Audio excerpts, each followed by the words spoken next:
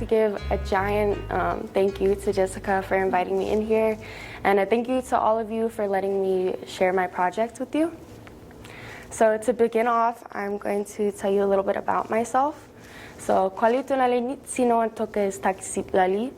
I like to introduce myself in my native language because I believe to tell the stories and the impacts that you're doing today, you need to tell the history of the people who came before you and survived that culture that continued to pass down for you to make the impact on your community today. So to get into it, hi, my name is Cheyenne Anderson. I am 16 years old, and I am born and raised in Albuquerque, New Mexico, specifically the South Valley. My family goes back 3 generations, and the rest of my family lives in northern New Mexico. So to begin with it, I grew up in a family that valued art, and I'm very gracious for this experience growing up, and I understood from a very young age what art can do for a community. I grew up painting murals and being full of projects, and I also learned how activism and art go hand in hand together. So a little bit more into the activism part of my life. I grew up volunteering at La Placita, which is an institute that helps formerly incarcerated individuals reintroduce them into the outside world. Along with that, I've participated in the Day of Service. I've worked on farms, and it kind of prepared me for what I've wanted to do with my life, which currently my project is South Valley, which I'll get into a little bit more. But I want to show you my inspiration behind the book before I get into the details of how it came to be. So I am privileged enough to go to a private institution outside of my community, which led me to realize, coming from a community and traveling out to a school on the opposite side of town, what others can think of where you're from. And I didn't really realize what caused these issues, because I've had many of my peers tell me that they think the South Valley is dangerous, or they think of all these negative stereotypes that go around with it. And I realized the reason for this is the media surrounding it. And it's because the media that is shown to youth and shown to people outside of the South Valley and other marginalized communities shows it high crime rates, high gang violence, when in reality, they're communities that are being underserved, underrepresented, and underfunded. So I wanted to bring a different narrative and a different light into the media. So I came up with the idea for South Valley. It's a poetry and art book that highlights elder poets like Jimmy Santiago Baca, Luis, and Mary Oliver. And I know this seems like a little bit of a mixed group of elders, but the reason why I wanted to include them alongside youth poets is to show the inspirations that come before the next generation, to understand that these are the people who impact us before we're even able to speak. These are the stories that we've heard since we were too young enough to write. So moving on to the youth poets, these individuals range from the ages of 8 to 17. And they're all local members of our community. I went out to schools and I sent emails with asking for support and asking for teachers to suggest students who showed interest in poetry. I'm going to show us she's our youngest youth poet. She was 8 when she wrote the poem, and I think she's 9 here.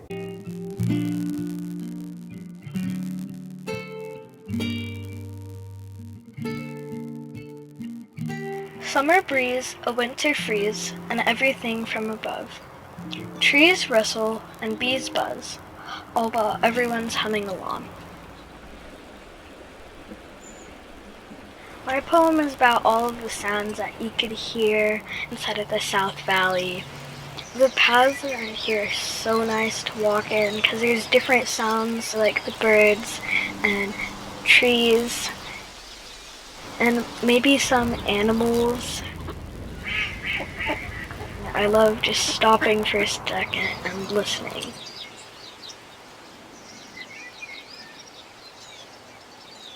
What stands out so much inside of the South Valley is all of the places.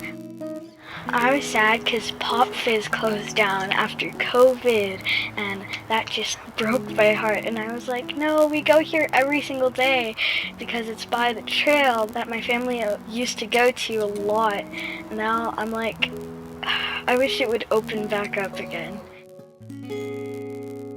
A winter freeze. So this is our youngest poet, and then kind of moving on to talk a little bit more about the art that goes around them and that goes along with the books.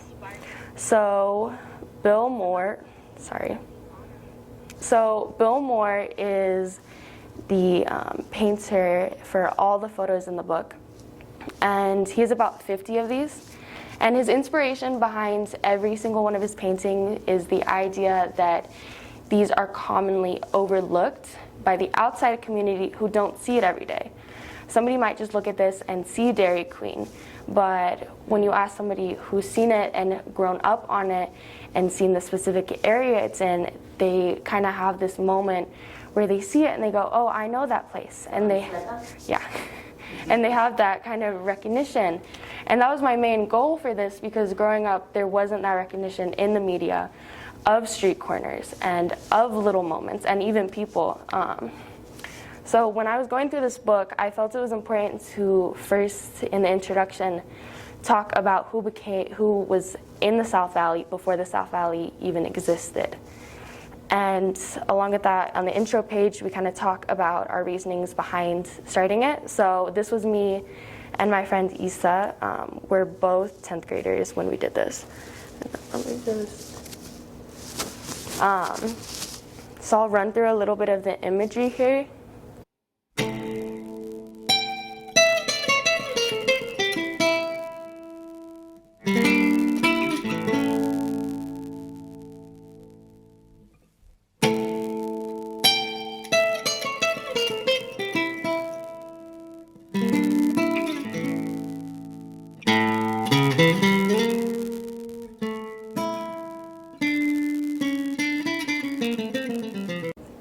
Sorry. We get really excited about the South Valley. Thank you. So another... hey, there's Dawn. There's Dawn. That was another big thing that I was really... This was like probably one of my favorite images throughout all of them. So he made about 50 of these. Of Dawn? No. Oh. Oh, I wish. No, he would love that. Yes. Of just different areas, and the majority of them are on bridge, and it's kind of interesting now because we can see with the construction and with the change that between these books there is a mix of images that you can't see and that are only in your memory, and those that are still there and you can still drive by them. And here are a few more. And here's Lon. He was very excited to get the book. You guys have all seen Don Schrader around? Okay, if you haven't, you will. Because he's gonna live for another 100 years. Yeah. Sure. So he's a nudist, and he's kind of a legend. Everybody loves Don. He has his whole story, his bio on it. Really interesting. He's a very profound thinker.